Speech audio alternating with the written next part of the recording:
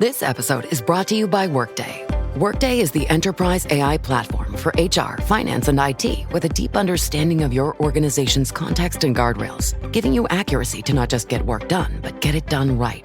It's a new Workday. Amazon Health AI presents Painful Thoughts. I can't stop scratching my downtown. Yeah, but I'm not itching to go downtown and tell a receptionist I'm here to talk about my downtown. Some things you'd rather type than say out loud. There's no question too embarrassing for Amazon Health AI. Chat your symptoms and get virtual care 24/7. Healthcare just got less painful. The first thing I will tell you is that there are a few myths. So the first myth is guilt versus shame. So guilt is, I did something bad. I insulted your outfit. I feel badly about it. So I'm going to learn something about my behavior. I'm going to apologize. That's a good thing. You learn something from a negative experience. Shame is, I'm bad. It's identity. And that's very hard to navigate. So I'm asking you to say, who is that voice in your head that says you're bad? You're not enough. You're too much. You're fundamentally broken. And that's part of the framework.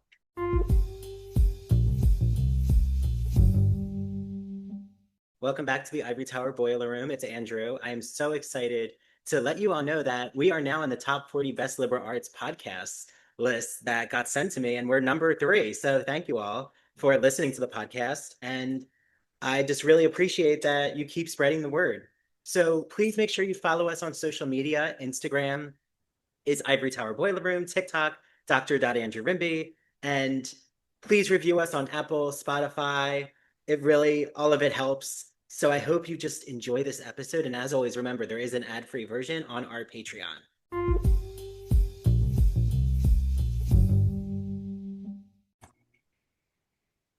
Hi, everyone. Welcome back to the Ivory Tower Boiler Room. It's Dr. Andrew Rimby with a fellow doctor, but I have to say he's a physician. I have a PhD in English. So, my English mentor used to say, I have a doctorate, but I can't save lives. So in this case, it's very true. Well, I guess, I don't know. We could get into it. Literary people, we enrich and save lives in different ways. That's a great way to look at it. I agree.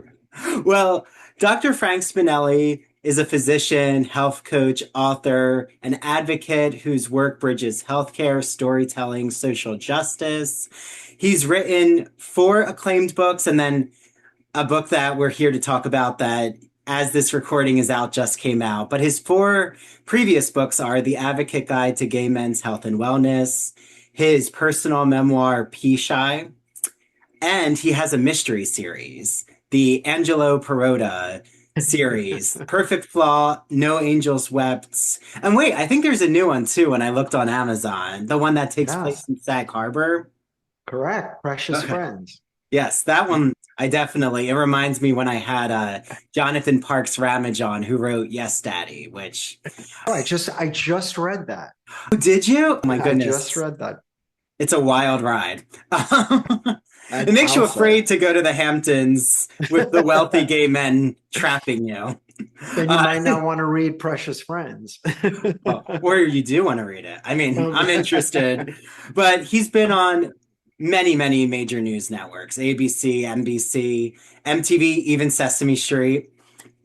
He hosted programs on Sirius Radio, specifically co-hosting Speak Out, Real Talk About AIDS. There's so much to Dr. Frank Spinelli. So I know he's joining me from Sag Harbor, and he's continuously writing, coaching, advocating, specifically for those who have faced sexual abuse and victimization. I know we're going to get into that because his new book is called The Shame Compass, a radical framework for trauma healing and self-acceptance. So welcome to the podcast. Well, thank you for that wonderful introduction. Nice to meet you.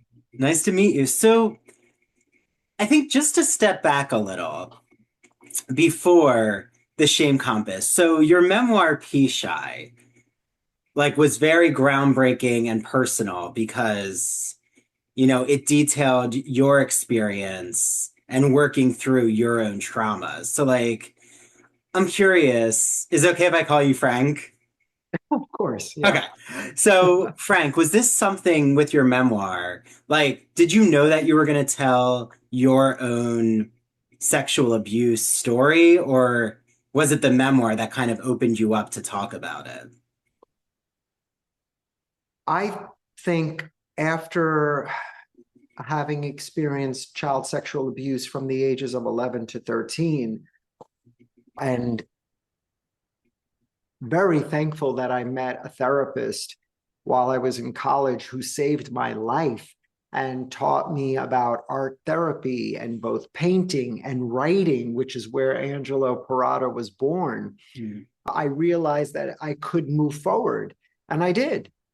And by all accounts, I was a success. I became a doctor. I wrote a health column in The Advocate. I wrote a book about gay men's health. And from all external points of view, I was a success. And then it was on that tour, that book tour, where I met some individuals who knew me from Staten Island, where I grew up, and they talked about Boy Scouts.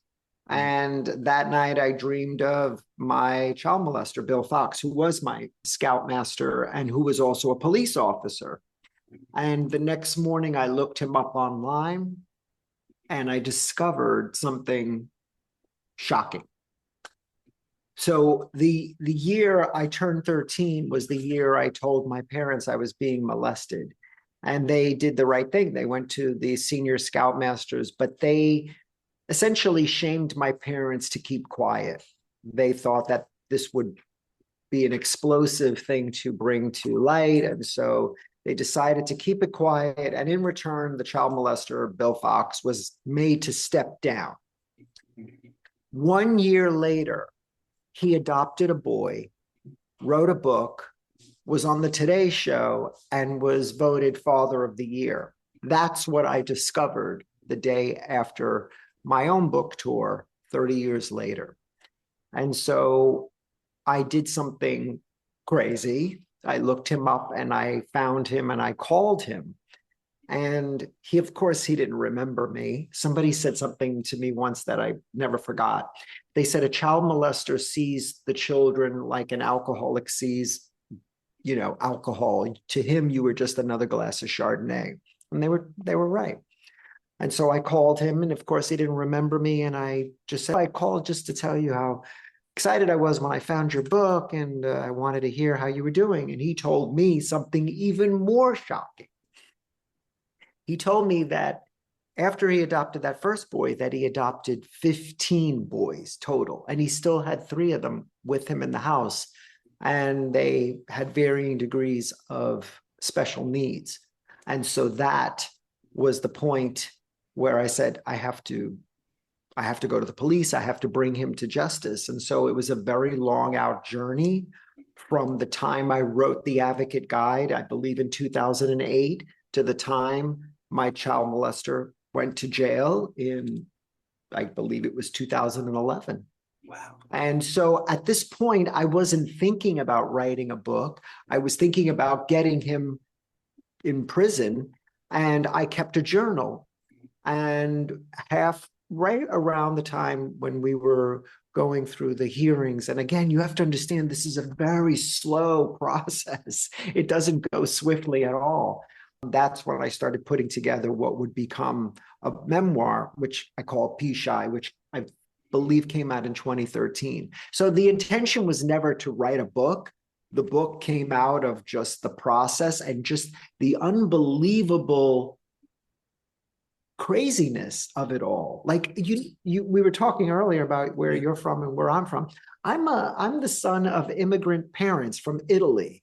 I grew up in a neighborhood. We went to Catholic church. To think I would be wiretapping my conversations with the police to get my child molester to admit that he molested me is insane to me. But I did it twice. And so to think that when put in extraordinary situations, you could rise to the occasion, I thought was something to show the world. But I also wanted to show the world that child molestation happens. It happens every day. And because of what we allowed to happen, for him to step down quietly, he was allowed to adopt and molest other boys. Wow. Well, and I know that, so I was a Boy Scout for 10 years, a while. Good. I almost made it to Eagle Scout. Oh, but I was going to say, did you make it to Eagle no, Scout? no, right under Eagle Scout. But like, you know, the Scouts honor is all about truthfulness and loyalty and faithfulness. And it's so gut-wrenching and upsetting that an organization that on the surface seems like it's about honesty and truthfulness, you know, that sadly you were one of many who experienced abuse. And like, I know that they reached out to you, right, during the bankruptcy case that was going on with Scouts of America. Well, after Bill Fox was brought to justice and dead, essentially, many years later, I was part of a class action lawsuit against the Boy Scouts of America. You have to understand, this is tens of thousands of men who were suing the Boy Scouts of America, another very long process. And we were finally granted one of the highest awards ever for damages. And the process to get the money took a very, very long time. And so we were constantly being brought in to bear witness. I was also on the news quite a bit, because you have to understand, so many other men never came forward. So to give my voice to those people who could not speak for themselves, I felt was very important. But again, it isn't necessarily, I'm not here necessarily to blame the Boy Scouts of America. I'm here to tell you that organizations where children congregate is ripe for the picking for a child molester. They gravitate towards these organizations like the Catholic Church, like the Boy Scouts of America. And it makes sense. If you know anything about the history of child molestation, it is about the uniform or the costume. It is about the rituals. It is about the oath. It is about loyalty, because you're maintaining an oath to secrecy. And it is the perfect ground to groom children and groom their families, which Bill Fox had done. Certainly, the Boy Scouts of America doesn't condone this, but the Boy Scouts of America has to bear some responsibility, because they allow child molesters in their organization, and they try very hard to screen them out, but it's very hard. The hope I had for the book, even though it happened decades ago, was to understand where the gaps in the system were. And when my poor parents went to the senior scoutmasters, they should have called the police. That's what they should have done. Instead of, they circled the wagons and they tried to protect the organization, and that's institutionalized child molestation. You're protecting the organization and not the child. And so who suffers? The child. Well, and do you feel like these organizations that also fuel homophobic rhetoric, like, even I know for the longest time, the Boy Scouts wouldn't allow an openly gay scoutmaster, the Catholic Church, I mean, notoriously very closeted, the military before and during Don't Ask, Don't Tell. I mean, I think we could just keep going on and on. Sports organizations. I mean, are these places do they create, I guess, a ground for more victimization to happen than if they were more affirming or open environments with sexuality? Well, I will say this, you bring up a very good point. The fact that we are putting or lumping homosexuality and child molestation in the same category is the problem. The problem isn't that a child molester picks a boy, which is a member of the same sex. It doesn't make it homosexuality. It makes him a child molester. He doesn't care. It's about power over a child to manipulate them, and the sex is the vehicle. It has nothing to do with the mutual relationship. And in fact, to even insinuate that this is a homosexual relationship is crazy, because a child does not have the capacity to give any sort of consent to an adult relationship because they are not adults. And so the irony of it all is that these very organizations that are stomping grounds for pedophiles are also the organizations that don't allow openly gay people. And I think the bigger problem is that we need to have a bigger discussion about what child molestation is, how can we protect the children, and not lump it into homosexuality, where the fear is if we allow homosexuals, then they're all going to be having sex. We're confusing sex with adults with the sexual rape of minors. And that's where the confusion is. And I think the way that they think they're solving the problem is saying, see, we don't allow homosexuals. Well, guess what? Homosexuals are very less likely to be child molesters. The fact that a man chooses to molest a boy, more than likely he is living as a heterosexual. So there are a lot of confusions and myths, and that's the conversation we should be having, instead of, oh, let's just not allow gay people and then we'll solve the problem. You're not solving the problem at all. Yeah, and it's so troubling how conservative, far right, religious fundamentalism tries to make a connection between pedophilia and homosexuality. It's just, like you said, because it serves their agenda. It serves their agenda to villainize that which they don't condone, which is homosexuality. So anytime we can make a member of the LGBTQ community the villain, they're going to take that opportunity. I mean, this is stepping out of the conversation, but look at what we're doing to people who are who identify as trans. I mean, the lowest hanging fruit. These people represent such a small minority, and you're actually trying to villainize them by saying they have an impact on your children. Think of all the heterosexuals who are molesting your children. Yeah. Yeah. And have you, working with survivors of sexual abuse, have you seen also, I know a lot of your patients are LGBTQ plus, but I'm sure too you have research or work that you've done seeing the connection with organizations that also create a type of, what do they call that, rape culture, or have you seen any link between that too, with those who blame the woman or blame the victim? Absolutely. You dress seductively, and it just...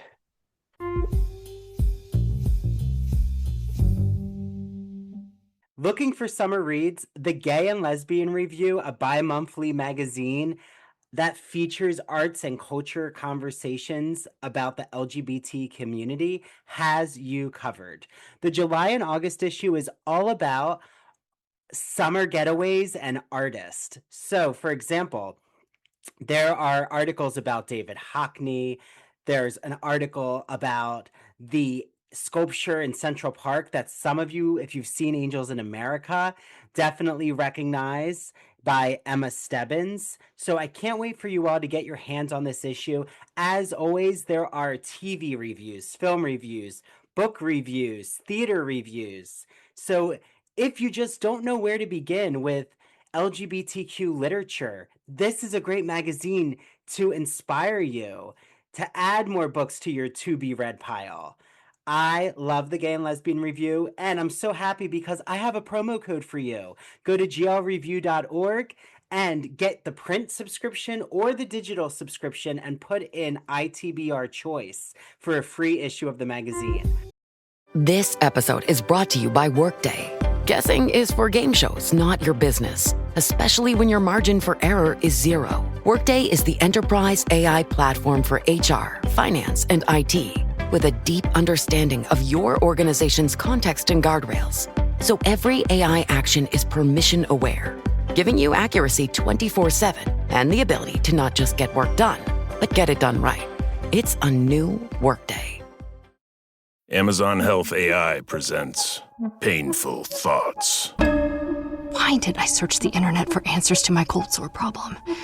Now I'm stuck down a rabbit hole filled with images of alarmingly graphic sores in various stages of ooze. I can clear my search history, but I can never unsee that. Don't go down the rabbit hole. Amazon Health AI gets you the right care fast. Healthcare just got less painful.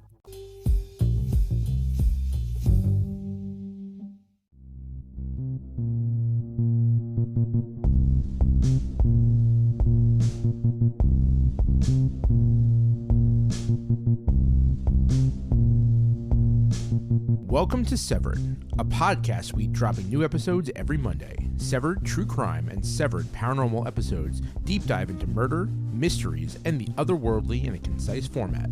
A 7-minute story to frame the case with thoughtful analysis and our usual banter. We sometimes find the lighter side of darker cases. We offer 3 spin-off shows, Severed Strange Stories, Severed Haunted You, and Severed Serial Killers that highlight the unusual to lighthearted topics from the digital dumpsters of true crime, haunted universities, and the minds of madness like Ted Bundy and Jeffrey Dahmer. We are your co-hosts. I'm Harry Chambers. And I'm Drew Hudson. Listen on all major podcast platforms, including Rogue Media Network and Radio Garden State. Follow us on Instagram at severed_podcast.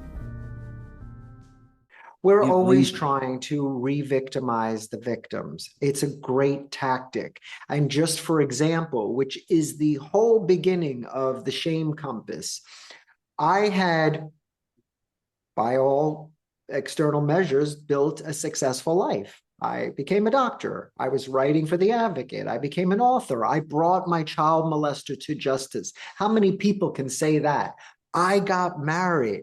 I was very happy. I had a great network of friends and family members. I still, to this day, have a very close relationship with my sister.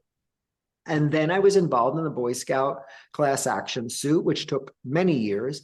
And then at the same time, you and all your listeners went through something in 2020 called the COVID-19 pandemic. And we were all what? Isolated in our homes.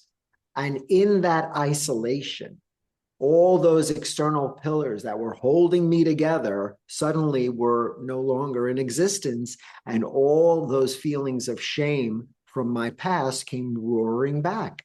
And I realized that I was also having to fill out a questionnaire for the Boy Scouts of America that was 47 pages long, or 47 pages, and it was detailed questions. And just the act of trying to quantify my rape so that it would have an equation for monetary gain seemed so insane to me. And that's really when I looked myself in the mirror the next day after getting blackout drunk and saying, I don't want to live like this anymore. So it is a very important tactic to blame the victim as a way of redirecting the blame. So the Boy Scouts of America didn't want to accept all the responsibility. So they then therefore quantify it for us. Tell us exactly what you mean. Try to remember now that it's happened decades earlier. And that certainly we've seen that play out over and over again with regard to women and rape, like you just said. What were you wearing? Why did you go to his house? Why would you even think that you should be having a drink? How come you let your drink alone and allowed him to drug you? All these questions we ask victims over and over again. And the work I do now in recovery and trauma healing is really going back to those essential periods during the crisis. And the book isn't just for people who were or who experience childhood trauma. We all have trauma throughout our lives, especially gay people. We experience various different periods in our life of shame and guilt, certainly with coming out. But it could be something as simple as a divorce or the death of a loved one. We all experience trauma. It's just trying to make sense of it and move through it, and certainly how to understand what the shame is telling you instead of the myth that you're just going to move past it. And in the shame compass, I'm so like you're having my brain chemistry really rewire because I think it's so interesting because shame as an affect is just this emotion that so many see in a negative light, but like you actually in your work say it can work us through, like it can move us towards a discovery. Like, can you explain, Frank, what you mean that it's not necessarily an indictment, like a feeling of indictment, but rather information? Absolutely. So for many of us, including me, I thought therapy healed me. I'm cured. All that shame gone, right? And then the pandemic came and it all came roaring back. And I thought, well, what's this all about? I'm married, I'm happy, put my child molester. And I realized I had been running away from shame. The other part to this is that highly functioning people, especially gay people, we keep ourselves busy. And when we are busy being physicians or activists or writing, we forget the past until we're in a pandemic isolation. And then you start to think about your past.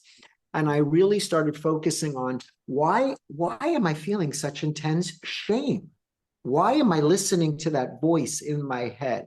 So the first thing I will tell you is that there are a few myths. So the first myth is guilt versus shame. So guilt is I did something bad. I insulted your outfit. I feel badly about it. So I'm going to learn something about my behavior. I'm going to apologize. That's a good thing. You learn something from a negative experience. Shame is I'm bad. It's identity. And that's very hard to navigate. So I'm asking you to say, who is that voice in your head that says you're bad? You're not enough. You're too much. You're fundamentally broken. And that's part of the framework. And if you map it back, you probably will find out that that voice in your head is not your own. It was installed by someone else. In my case, it was installed by my child molester when I was too young to even have language to say, no, I'm not accepting that. Or perhaps it was a bad relationship and you were traumatized by it and your partner installed that doubt in you so that when things happen and things happen, you immediately revert and listen to that voice in your head and say, you're a bad person. This always happens to you, Frank. I knew this was going to happen. And what I'm asking you to do is say, okay, I hear that voice. Now, we're not going to block it. By the way, shame is not something you can avoid. It's an emotion. So ask yourself, who is that voice? And then ask yourself, what are the thoughts and what are the facts? Just because someone says something to you or your voice in your head is telling you something, it doesn't mean that it's a fact. So what is the facts of the situation? Try to orient yourself to understand that perhaps that voice or that shame is pointing you in a direction that you may want to explore, or second, perhaps it's trying to protect you from something. And I think that's what the book's challenge is to say, try not to think of shame as something to avoid and try to think of it as something you want to lean into to understand where it is pointing. Well, thank you for laying that out, Frank. And so in your book and in your work in general, how how do you discuss someone who's listening or watching who, you know, is a survivor of sexual assault, like to then navigate feeling pleasure? Like I'm assuming like that can be a very hard concept to work through, is to then to have pleasure with your spouse, with a partner, and to either not be re-victimized or to kind of like have to reframe certain things. So like how have you worked that out in your work, Frank? Well, you bring up a really common thing that happens. So particularly with children who were sexually abused or abused in general, especially children who were abandoned by a parent but certainly children who were sexually abused as children. There is a tendency for them as adults to enact a cycle to repeat that behavior. It's called repetition compulsion. So, for example, I was molested as a child. As an adult, I might be a little bit more promiscuous with men who mistreat me. And the idea is that my intention is to hope that I can right the wrong, but you can't, because what you're doing is you're just repeating the cycle.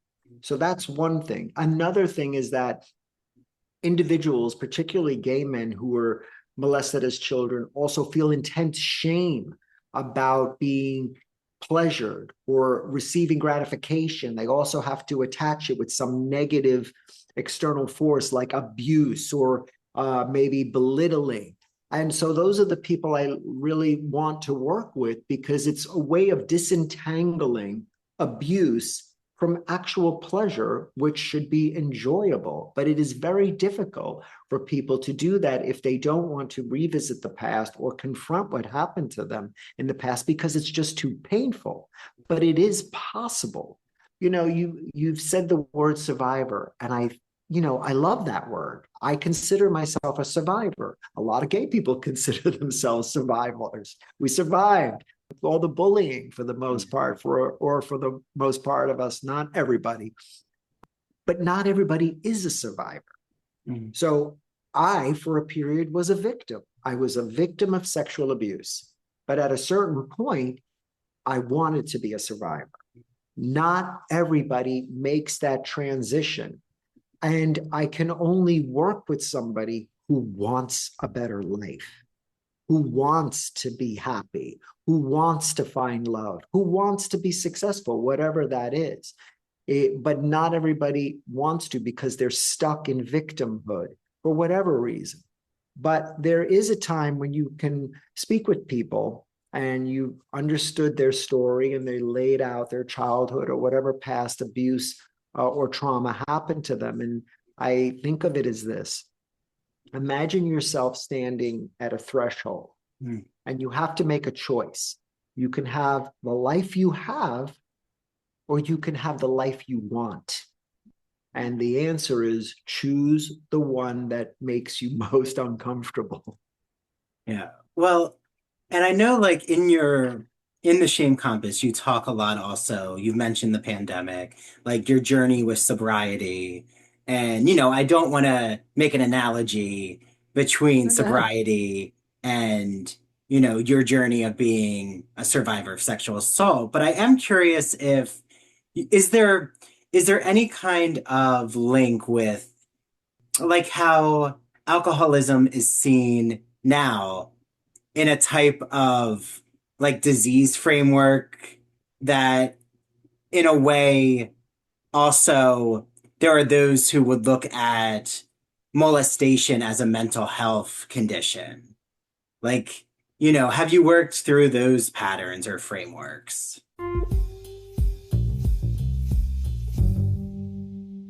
Why does anything exist? Why is there something rather than nothing? I think that's a question we all as curious people have asked ourselves. And let me tell you, Professor Stephen A. Simon's new book is so thought-provoking that I can't wait for you all to pick it up. He provides his experience as a professor of political science and philosophy to explore that question with such a variety of perspectives from science, religion, philosophy, and even mathematics. He helps us understand what could possibly explain the most fundamental fact of all, that anything exists. So you can get this from broadviewpress.com. The floodgates have opened with science fiction as a genre in my life because I owe this to my husband, and I'm going to give him credit. He has really gotten me to think more about sci-fi, film, and literature. I have to say, Minority Report, absolutely amazing. And Alien, I mean, who doesn't love that alien coming out of that human body in the first film?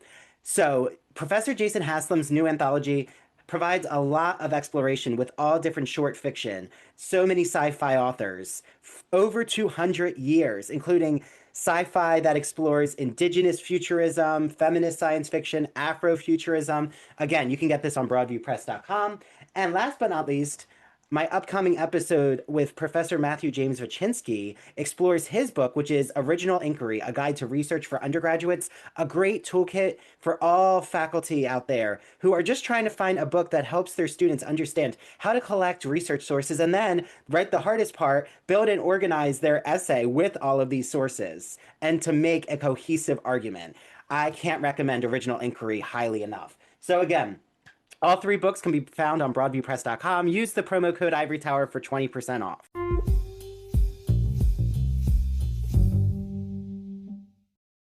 Are you a fan of classic Hollywood movies? Are you a fan of queer cinema? Then do we have the podcast for you. Hello, everyone. I'm Christian Garcia. And I'm Luke Del Mar. And we are your hosts of That Old Gay Classic Cinema, where we take a look at some of the greatest films of all time and analyze them through a queer theoretical lens. Let's be honest. LGBTQIA+ people have been a part of Hollywood since its inception, and this podcast celebrates those artists and entertainers of yesteryear while also taking a closer look at the queer-coded characters and stories in classic Hollywood films long before queer representation entered the mainstream. So follow us down the road of classic cinema as we give you a guide to some of the films that touched our hearts, brains, and even gave us courage to be ourselves. You can listen to That Old Gay Classic Cinema wherever you get your podcasts, and be sure to follow us on Instagram, YouTube, and TikTok. All right, listeners, we're ready for our close-up. This episode is brought to you by Workday. Guessing is for game shows, not your business, especially when your margin for error is 0. Workday is the enterprise AI platform for HR, finance, and IT, with a deep understanding of your organization's context and guardrails. So every AI action is permission aware, giving you accuracy 24/7 and the ability to not just get work done, but get it done right. It's a new Workday. Amazon Health AI presents Painful Thoughts. Why did I search the internet for answers to my cold sore problem?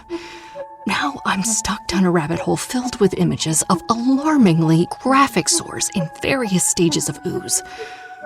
I can clear my search history, but I can never unsee that. Don't go down the rabbit hole. Amazon Health AI gets you the right care fast. Healthcare just got less painful.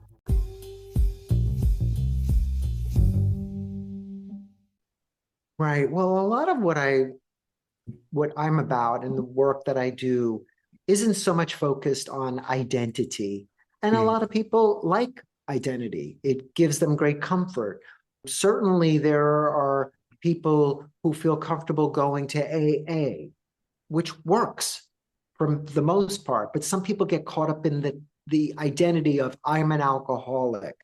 And what I like to teach and work with is what is the behavior you're trying to change? So I was a victim of child molestation. I don't want to be this victim any longer. All right, how do we get you to survivorship? How do we move you past this? What are the steps we need to take? And that became the Compass framework. The same thing applies for somebody who has alcohol use disorder or an eating disorder or body dysmorphism, and they're using steroids or they're using recreational drugs.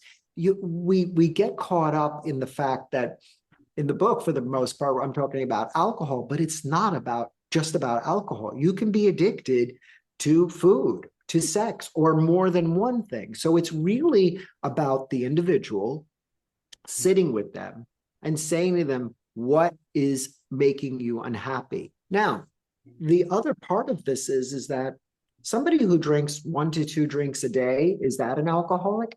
I don't know if I need a definition. It's the maladaptive behavior. I don't like that I drink 1 to 2 glasses of wine because I'm unhappy, because I'm lonely, because I don't see a way out of the life that I have. Well, that's not good. And then there are other people who can drink, but they drink only in social occasions. They drink because they're with their friends. So there are very vastly different definitions for the same thing, but it is the behavior that I think we should focus on, not necessarily the label. Yeah, or the so identity. kind of staying, like you tend to then move away from diagnosing someone or them seeing themselves as, I am always an alcoholic, or I'm, you know, just thinking in this very binary way.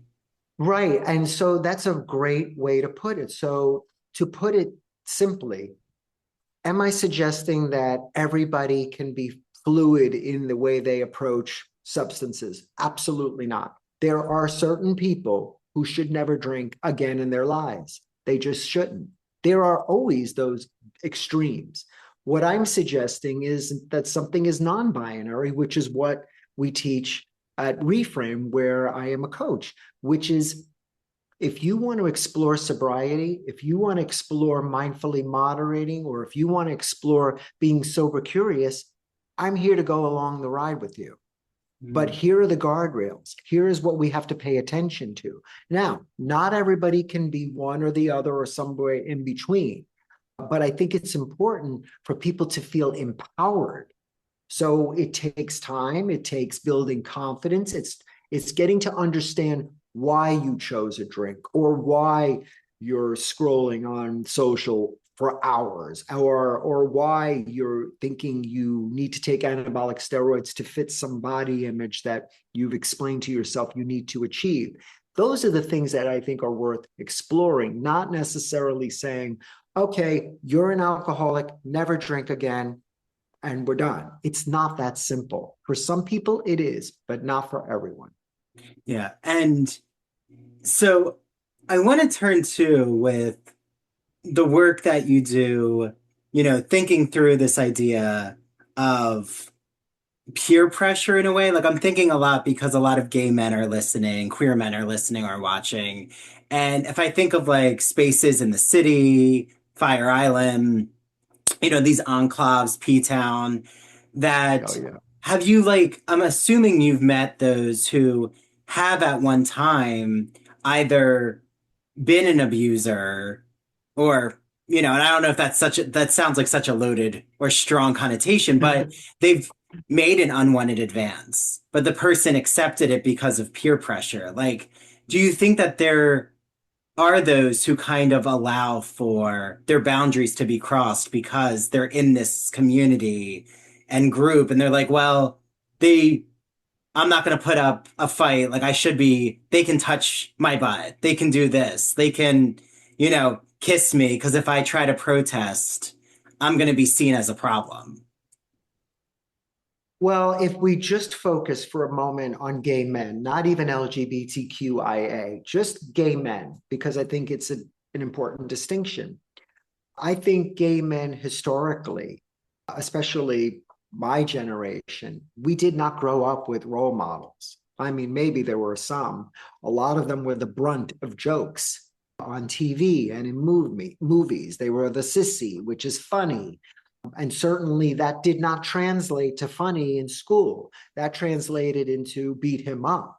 And so we learned to hide. We learned how to camouflage ourselves. We learned to wear armor. And that armor stays with us. And, quite frankly, I'm going to speculate, we built happy lives wearing that armor. However, that armor comes with a cost. That armor comes at a cost of never really being authentic with people so that you truly never let them in. And that may compromise your happiness.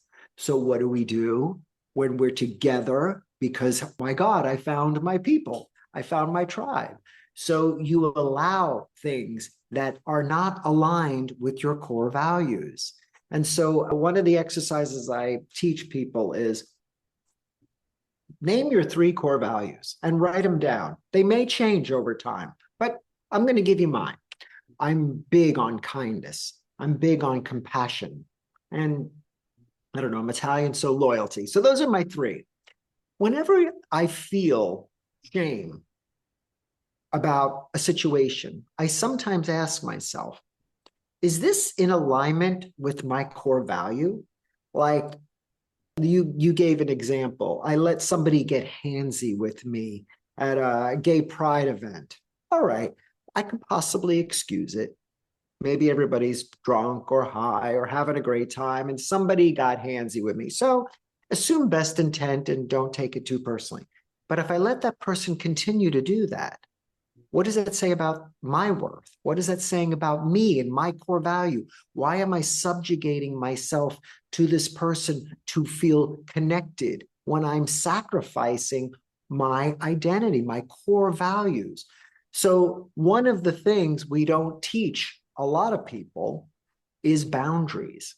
And certainly they're hard. They feel uncomfortable.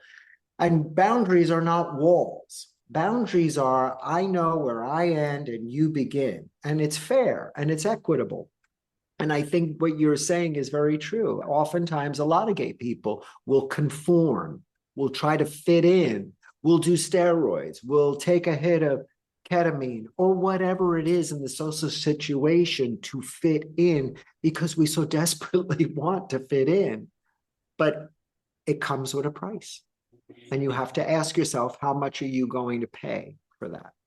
Yeah. So my husband and I are monogamous, and I have to say, we're very open about that with our friends who are in open relationships. And I think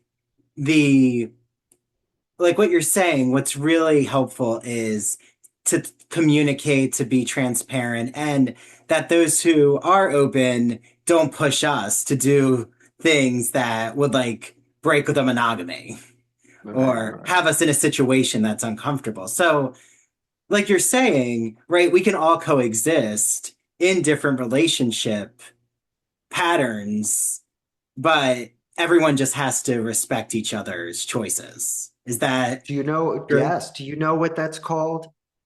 You have to have belief in the power of disappointing others and just be willing to accept that. So when I go to a party and I see people perhaps doing things that I wouldn't do, and I say, no, thank you, you're in a sense to some of them holding up a mirror and handing them a flashlight. And they don't want to see that. They don't appreciate that. They feel you're judging them. But what's the flip side of that? I do it and acquiesce because I want to fit in? No. So you have to be empowered to accept that you're disappointing them is okay. It's okay. So when you go to a party and everybody's getting handsy because the people in the open relationship are maybe looking to hook up, you have to be okay to say, hey, this is really cool. We just don't do it. And if they go, you have to be okay with that. And that's okay because what have you done? You've stayed true to your core value. You're not judging them. And if they think you're judging them, well, then let them. I mean, it's not your fault to make it's not your responsibility to change everybody. Your responsibility is to stay true to yourself and your husband, which you have an agreement. That's the only person in the room that really matters at that point.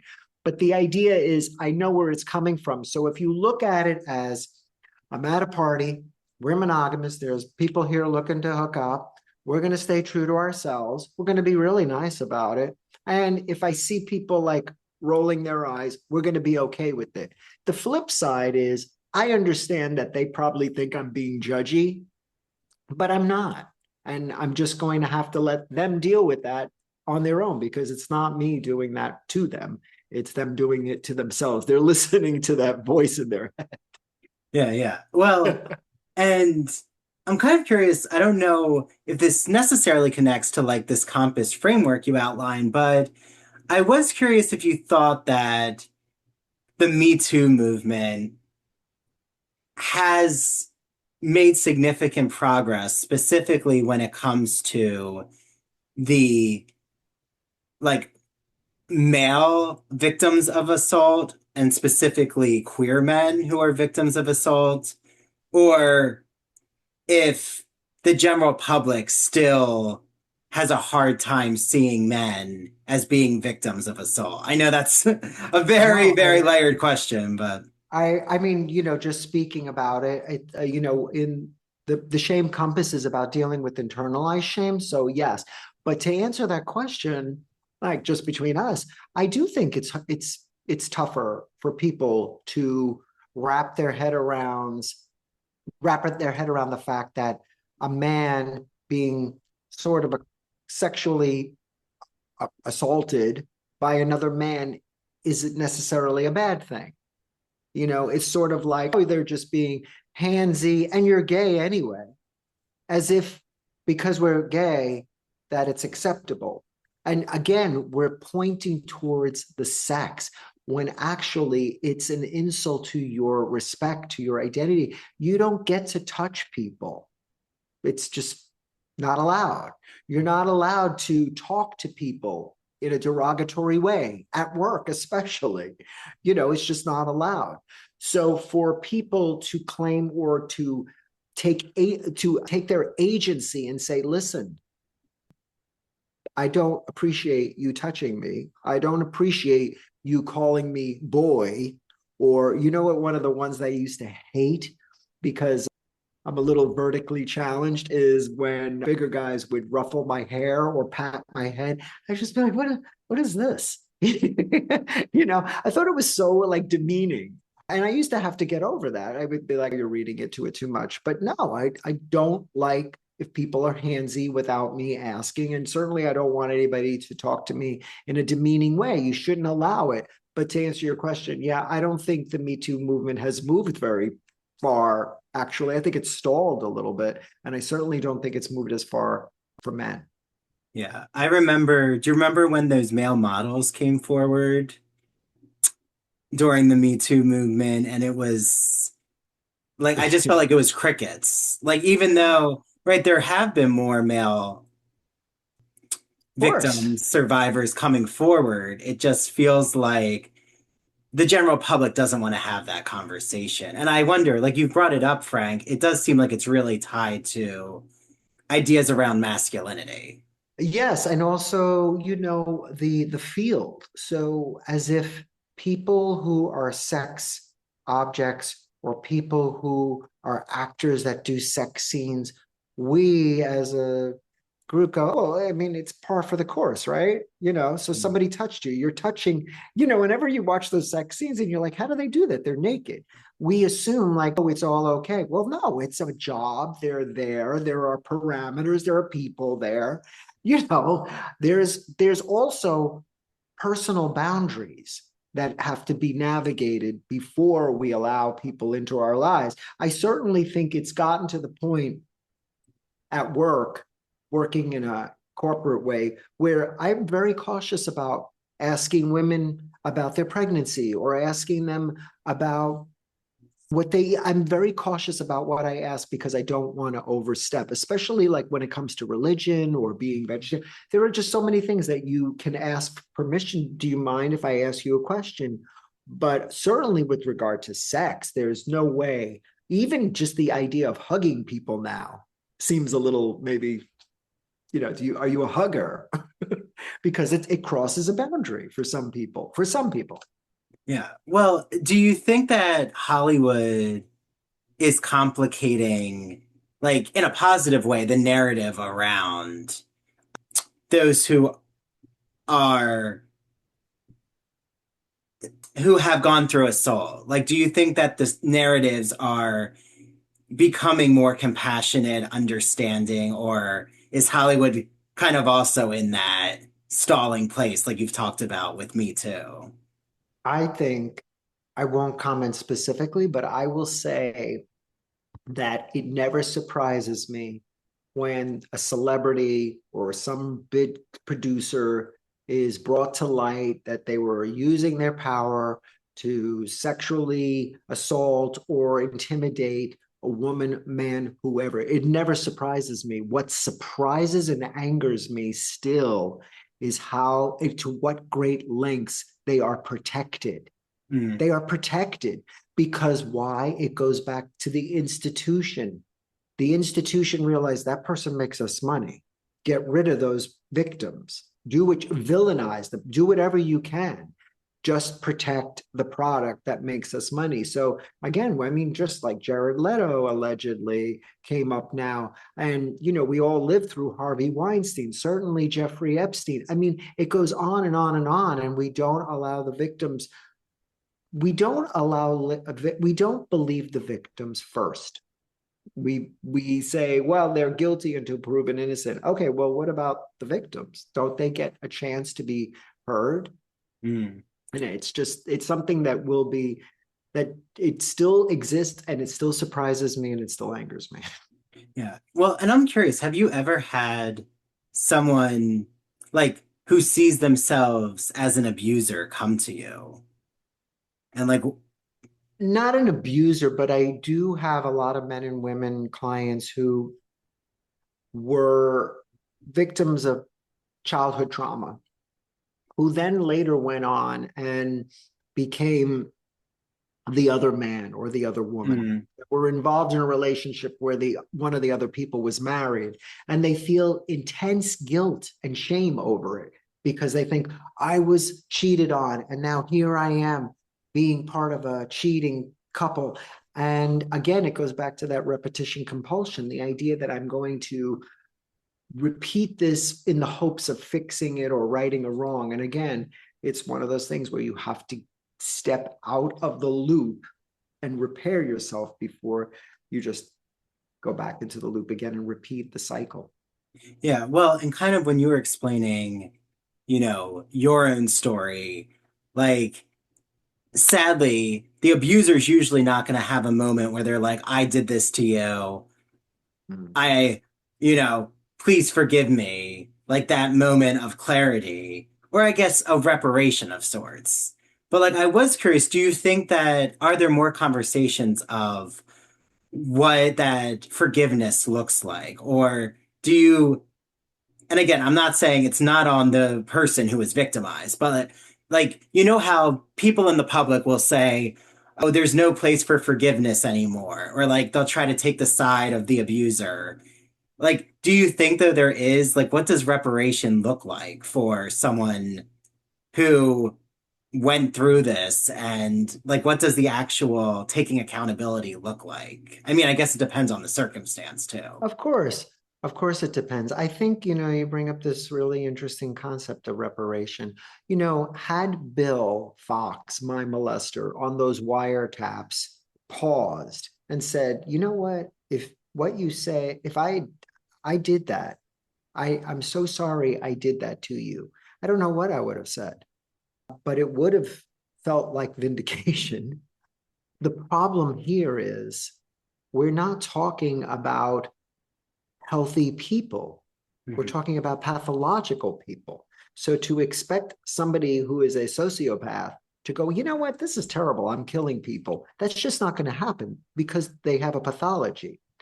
What I think is not okay is when I just was reading an article, something about, I forgot who it was, an actor who did something, and the woman at the time was underage, and he apologized. Okay, well, maybe we don't know all the details of the circumstance. It was brought to his attention that she was underage. Does it make it okay? I don't know the whole story, but he did apologize. I think we have to accept an apology, or at least hear it. I don't know if it's going to change anything, but certainly there is a distinction between rape and child molestation, because typically in those cases, you're dealing somebody with a sort of pathology that they cannot have conscience over what they did. They see themselves in the right, and that's something you're never going to argue against. However, in everyday life, again, like if I was at work and I insulted someone's dress or something, I would apologize in the moment. Or you caress someone on the shoulder. Like, yeah, and then you say, I don't there's like a moment. I'm so sorry. To address it. Yes. Yeah, or yes. even, right, like in marriages, you raise your voice, or, someone slams something on the ground. Like there are moments to repair and cool down. Well, there's also, again, we're talking about two healthy people who can understand stepping back. Maybe I overreacted, and I'm sorry. Yeah. But like you're saying, when someone has a pathology, we're in like Harvey Weinstein, I can say it. Definitely a different scenario. Well, the pathology there is that he doesn't think he did anything wrong. Yeah.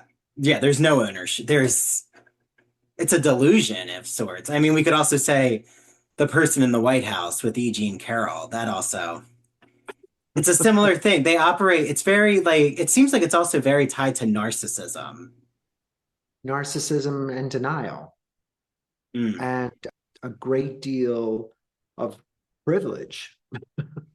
Yeah. And like you said, being protected by the institutions. Correct.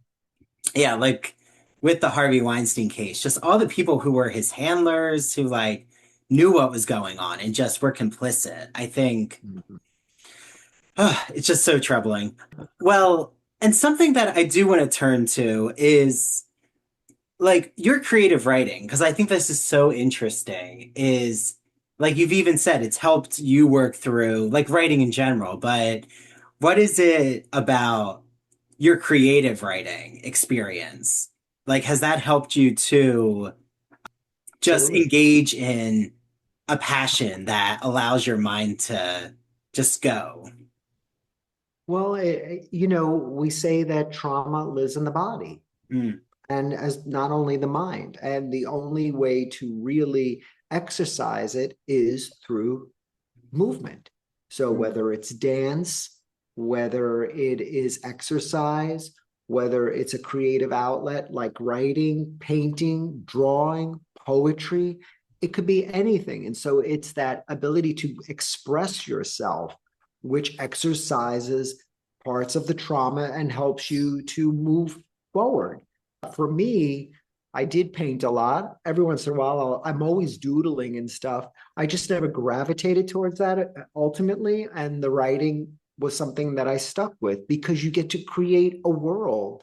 You get to write about things and control the narrative, which is exactly what you want to do with the repetition compulsion. You want to repeat it so that you make the outcome differently. But in writing, you actually could make the outcome differently. So I saw that as a really fun way. Plus, I'm obsessed with murder. And so, it went hand in hand.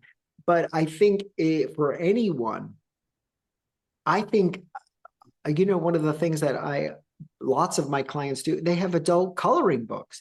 Anything where you can just be more out of yourself and working alone. I have patients that and clients who weave, who make jewelry. It could be anything. And I really push people more and more to just be more creative. And in fact, whenever I meet with new people, especially, I ask them to journal, and I ask them to journal for 5 minutes. No editing, no grammar, punctuation, just write. And then I say the next day, read it to yourself. And then I ask them if they want to read it to me. And you'd be surprised what comes up. Things you might not have expected because you freed yourself from constraints. And that's what we want to do. We want to get you to be more expressive outward instead of internal. Yeah, for me, nature, and I actually... being with my parents, my mom took me to her outdoor yoga class, which was so enjoyable. But yeah, like I actually did buy a coloring book, interestingly enough. And I started, and it is very meditative. Yeah, swimming for me. Letting the mind just go, like allowing yourself to not be constricted is so freeing. It's liberating. Yeah, it is. Well, so my last question, just Frank, is what do you really hope readers and those who encounter your book, The Shame Compass, like what's a lesson that you're really eager and even to hear feedback about from your work? I would hope that anybody who could read The Shame Compass would take away one clear message, which is whatever happened to you was not your fault, but it did happen to you. And that is unfortunate. And it's very troubling. However, relying on yourself to believe that you are broken or that you're not enough or you're too much is not true. Don't listen to that voice in your head. And if you are inclined to want to understand why you listen to that voice, I hope you would read The Shame Compass. And please, I invite anybody who's read it to contact me. I'd love to hear their feedback, or I would read any review, certainly. Yeah. Well, and also you mentioned Reframe, right? Is that your coaching, like the practice that you work with? Yeah, Reframe is an online community and it offers coaching one-on-one. It offers community forums where you could speak and listen to other people in specific groups. Like there's a men's meeting, there's an LGBTQ meeting, there's over 30, over 50, over 60, various different ones. And there's a forum, and they also teaches neuroscience about addiction, which I think is very helpful for people because it gives them logic about what's actually happening instead of just making it a moral failing. So yeah, if you're interested or you want to learn more, look up Reframe Live. Well, it's been wonderful talking with you, Frank. And yeah, what a pleasure. The work you're doing is incredible. Also, everyone, I have a link in the show notes to Frank's website. So Frank Spinelli, SPINELLI.com. So many exciting, books, media, the blog that you have. Follow me on Instagram for my Summer of Shame videos. Okay. Yes. What is your Instagram, Frank? I think it's Spinelli MD. Okay. But yeah, you'll find me. Wonderful. Well, thank you so much, Frank. And I hope you have a wonderful rest of the summer. And congratulations on your book. Thank you. Being out there. Thank you so much for having me. I really had a good time talking to you today. Yes. Thank you.